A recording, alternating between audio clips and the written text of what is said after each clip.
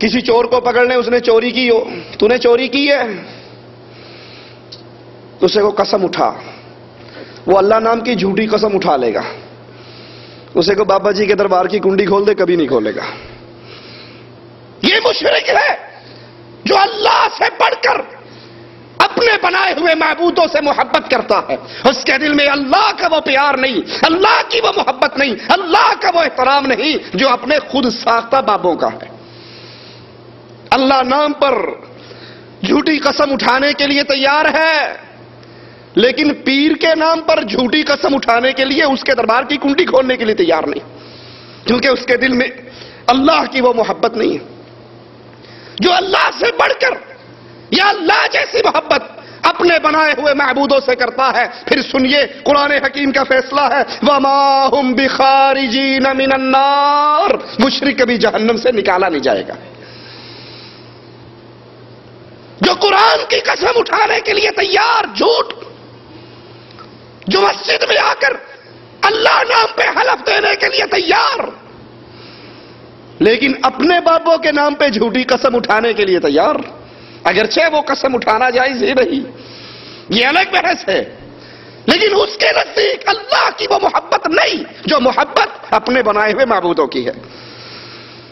اسی طرح عبادت کی قسموں میں سے ایک قسم اللہ پر بھروسہ کیا جائے، اللہ پر توکل کیا جائے۔ قرآن حکیم فرماتا ہے وَعَلَى اللَّهِ فَتَوَكَّلُوا إِن كُنتُم مُؤْمِنِينَ، اگر تم مومن ہو، اگر تم اہل ایمان ہو، اگر تم ایمان کے دعوے میں سچے ہو تو بھروسہ اور توکل صرف اللہ پر کرو۔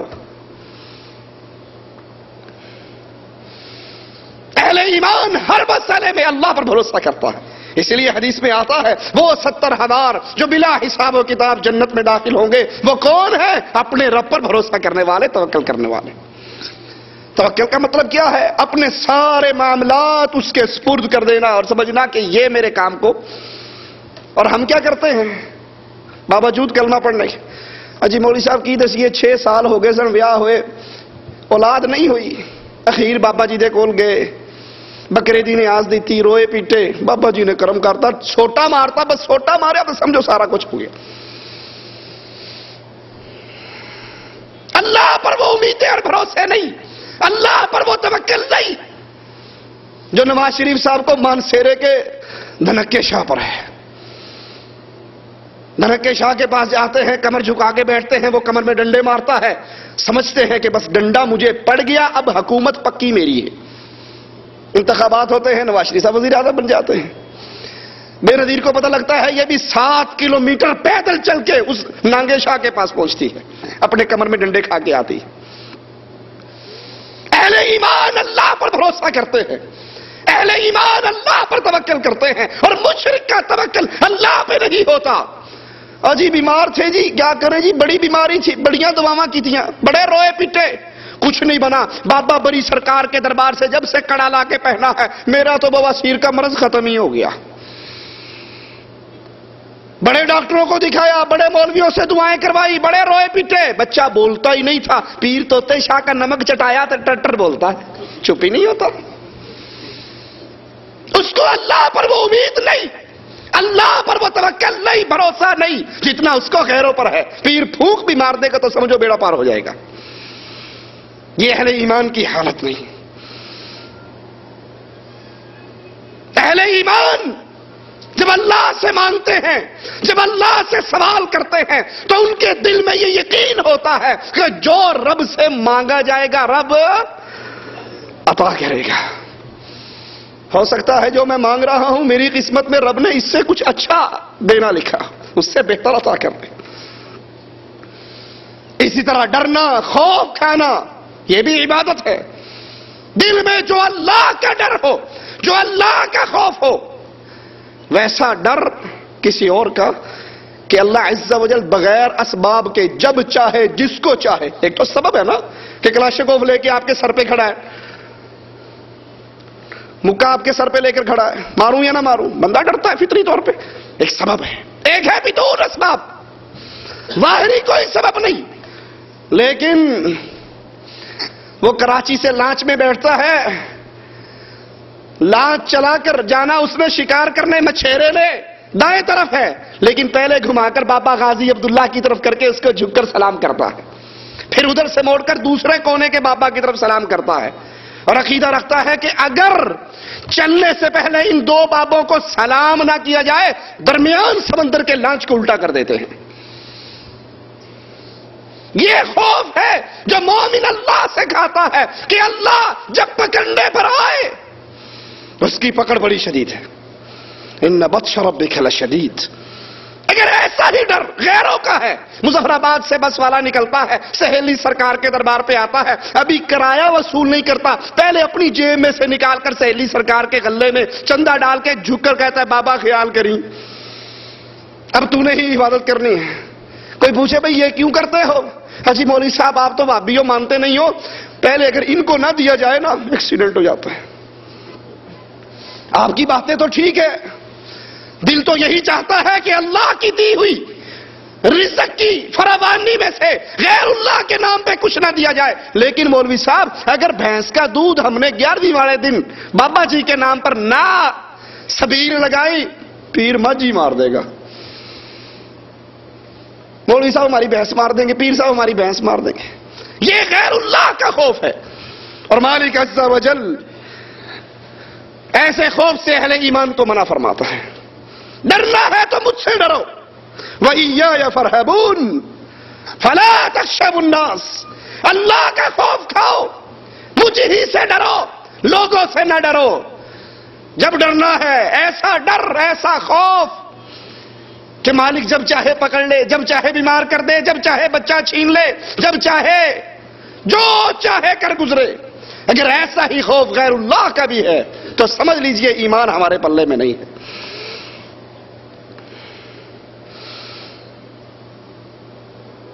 اہل ایمان اللہ سے ڈرتے ہیں۔ مجھے یاد ہے بچپن کی بات ہے، ہم ایبٹ آباد میں گرمیوں کی چھٹیوں میں رہنے گئے، بڑے بھائی ساتھ تھے، ڈاکٹر سید طیب الرحمان اللہ ان کی حفاظت فرمائے اور ان سے دین کی خدمت مزید لے، ایک دربار پہ کبوتر مارنے کے لیے چلے گئے۔ شکار کا بڑا شوق تھا، وہ سارے پیر صاحب کے جو نیچے چمچے کڑچے وہ نہ ماریا جے، یہ پیراں دے رکھے ہوئے نے، ان کے ہاں یہ کالے کبوتر بھی سید ہیں، جنگلی کبوتر، کہتے ہیں یہ سید ہیں، لاہوریوں کے نزدیک یہ کبوتر بھی سید ہے، اور سیداں دی سین تو سلام ہوندہ ہی رہے گا، کبوتر بھی سید نے، اس کو نہ مارنا۔ کہا کیوں؟ کہ پیر کے رکھے ہوئے ہیں، اگر تم مارو گے تو پیر تمہارا بیڑا غرق کر دے گا۔ بھائی کہنے لگے تم جتنے زندہ کھڑے ہو سائیڈ پہ ہو جاؤ، ہم بھی سید ہیں، یہ تمہارا پیر بھی سید ہے، آپ پہ نہیں بڑھ لیں گے۔ کہنے لگے وہابی تو نہیں، وہ جانتے ہیں اہل شرک کہ اہل توحید کبھی مردوں سے ڈرا۔ اگر ان کے پلے میں کچھ ہوتا، آج کراچی کے اندر سینکڑوں جنازے پڑے ہیں، بابا غازی کدھر گیا جس کے بارے میں تمہارے عقیدے ہیں؟ سمندروں کو ایک طرف سے غازی عبداللہ نے ہاتھ دے رکھا ہے، ایک طرف سے وہاں فلاں بابے نے دے رکھا ہے، سمندر میں طوفان پہ طوفان آ رہے ہیں، لوگ مر رہے ہیں، جنازے اٹھ رہے ہیں، کراچی برباد ہو رہا ہے، غازی عبداللہ کدھر گیا؟ مظفر آباد پہ زلزلہ آیا تو سہیلی سرکار کدھر گئی؟ اہل شرک ان مردوں سے ڈرتے ہیں، ان پیروں سے ڈرتے ہیں، جہاں پنجا لگا ہوا دیکھیں گے، کالا جھنڈا دیکھیں گے، وہیں سر کو جھکا لیں گے۔ اور مومن کا سر اللہ کے سامنے جھکتا ہے، وہ غیر اللہ سے نہیں ڈرا کرتا، اس کو پتا ہے جس طرح میں اللہ کی مخلوق ہوں یہ بھی، جس طرح میں عاجز ہوں یہ بھی عاجز ہے۔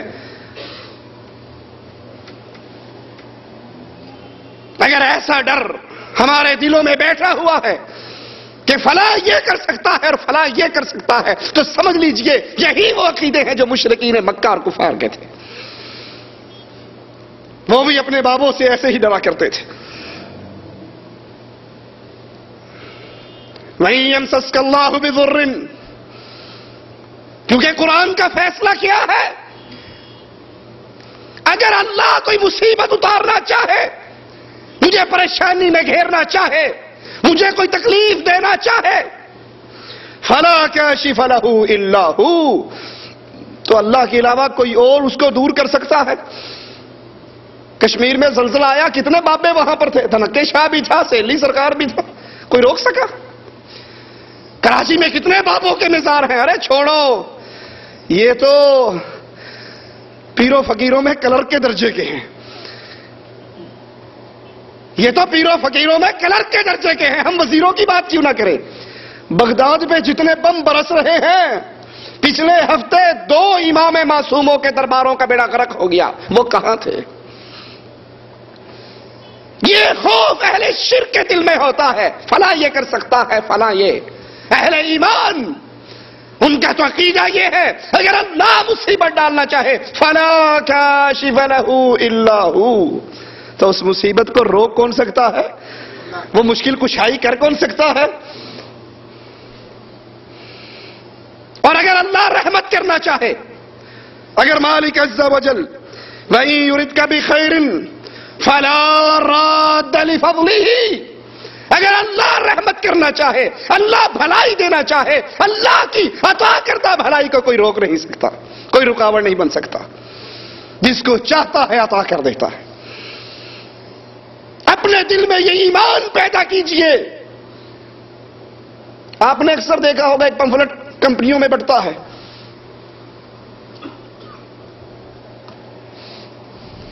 احمد نام کا کوئی مدینے کا شخص، اس کی وصیت شیخ ابن باز رحمت اللہ علیہ کی قبر کو اللہ جنت کا باغ بنائے، بڑی تفصیل سے رد کیا. اس کے آخر میں لکھا ہے جو اس کو نہ مانے، جو اس کا ادب احترام نہ کرے، جو اس کو پھاڑ کر پھینک دے، اس کی ٹانگ ٹوٹ جائے گی، اس کا یہ ہو جائے گا، اس کا یہ ہو جائے گا. میں اس کو 20 دفعہ پھاڑ چکا ہوں، کچھ نہیں. جن سے تم ڈرتے ہو یہ بھینس مار دے گا، یہ بیڑا غرق کر دے گا. جاؤ، کائنات کے سارے لوگوں کو چیلنج ہے. ان کے اختیار میں ابراہیم علیہ السلام نے یہی تو کہا تھا، تم جاؤ صحیح میلے پہ، خدا واڑے جوڑ کے سارے نے بیڑا گول کراں گا، اور ساروں کی ٹانگیں توڑ دی. کوئی کچھ. اہل ایمان اللہ سے ڈرتے ہیں. جو ان کے دل میں ڈر اللہ کا ہے وہ کسی اور کا. اہل ایمان امیدیں وابستہ کرتے ہیں تو صرف اللہ عز و جل سے، کہ جن امور پہ اللہ قادر ہے اس پہ کوئی اور قادر. عطا کرنے پر اللہ قادر ہے، تو جب عطا کرنے پر قادر اللہ ہے تو یا علی مدد کا نعرہ نہیں لگایا جا سکتا. لی خمس اطفی بہا حر الوبا مصطفیٰ مرتضی وابنیہما والفاطمہ کا نعرہ نہیں لگ سکتا کہ میرے پنجتن پاک علی حسن حسین فاطمہ رسول صلی اللہ علیہ وسلم یہ میری مصیبتیں دور کر دیں گے. اہل ایمان امید لگاتے ہیں تو اللہ پر. کیسے؟ ابراہیم علیہ السلام آگ میں گر رہے ہیں، زبان سے جملے نکل رہے ہیں حسبنا اللہ ونعم الوکیل. اللہ کے نبی کو احد کی جنگ میں اطلاع دی جا رہی ہے. ابو سفیان پیغام بھیجتا ہے کہ میں واپس آؤں گا، تیرے باقی ساتھیوں کو بھی تہس نہس کر دوں گا. رسول اللہ کی زبان سے نکلتا ہے حسبنا اللہ ونعم الوکیل. مومن امیدیں لگاتا ہے تو اللہ سے، پکارتا ہے تو اللہ کو، مانگتا ہے تو اللہ سے. ان الذين امنوا وهاجروا وجاهدوا في سبيل الله اولئك يرجون رحمت اللہ. اہل ایمان وہ لوگ جو ایمان لائے، ہجرت کی، جہاد کیا، یہ امید صرف اللہ سے لگاتے ہیں. یہ فیروزہ پتھر پہن کے یہ نہیں سمجھتے ہن خیر صلی اللہ ہے، پیر جی نے پھونک مار کے پتھر دیتا ہے، اب خیر صلی اللہ ہے، میں نے امام ضامن باندھ لیا ہے. ہسپتال میں امام ضامن باندھا ہوا کوئی نہیں مرتا. اہل ایمان کی امیدیں صرف اللہ عز و جل پر. اسی لیے حضرت علی رضی اللہ عنہ وارضاہ کا قول ہے لا یرجو عبدا الا ربہ. بندہ جب بھی امید لگائے اس اللہ پر لگائے. کیوں؟ دینے والا کون ہے؟ اس سے کیا امید لگانی جس کے اپنے پلے میں. ہمارے شیخ محمد حسین شیخ پوری رحمت اللہ علیہ، اللہ ان کی قبر کو جنت کا باغ بنائے، بڑی پیاری مثال دیتے تھے. کہتے خیرات بانٹنے والا بانٹ رہا، شیرنی سمجھتے ہو نا پنجابیوں، شیرنی بٹ رہی اللہ نام کی. ایک بچہ گیا مانگ کے لے آیا، کھانے لگ گیا. دوسرا بچہ آیا کہنے لگا مینو بھی دے. جو مانگ کے لایا تھا اس سے رہ مجھے بھی دو. اب اس نے کیا کہا؟ میں لئی منگ تنگ، میں لئی منگ تنگ، تو لے کتے دی ٹنگ. کہ میں تو مانگ کے لایا ہوں، بے وقوف بچے، وہ دیگ والا کھڑا ہے، میں اس سے مانگ تنگ کے منتے کر کے ترلے کر کے کر کے دے